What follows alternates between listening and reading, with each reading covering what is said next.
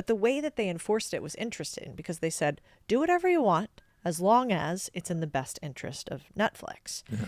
And so how I think they enforced it would be like exclamation points of fear. So they basically would say, well, this person spent a bunch of money on themselves and, didn't go to meetings that they said that they went to.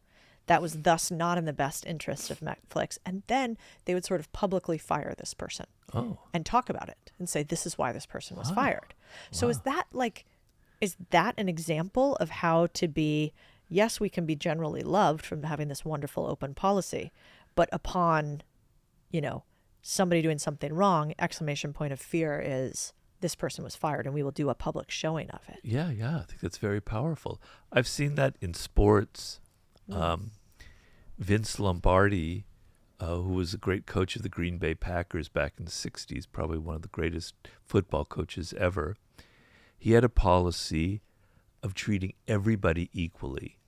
There were no stars on the team, even though there were players who were better than others. Everybody got the same equal treatment, which made the people who weren't making as much money feel very good, and it sort of created a team spirit.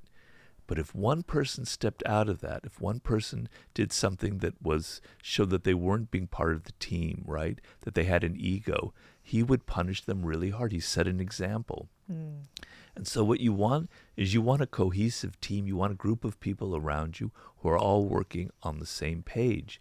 But if you spoil them, if you let them do whatever they want, then they will do whatever they want.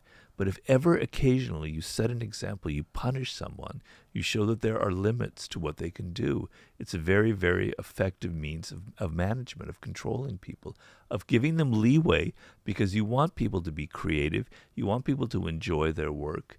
It's something that I practice as well with people who work for me. Occasionally, I want you to know that there are limits. You cross them, I will get really upset with you, right?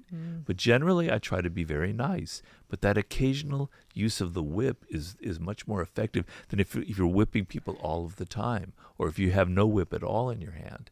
Yeah, kind of like Pavlov's dog. At some point, if you just keep shocking them consistently, they just lay down. Yeah. Interesting.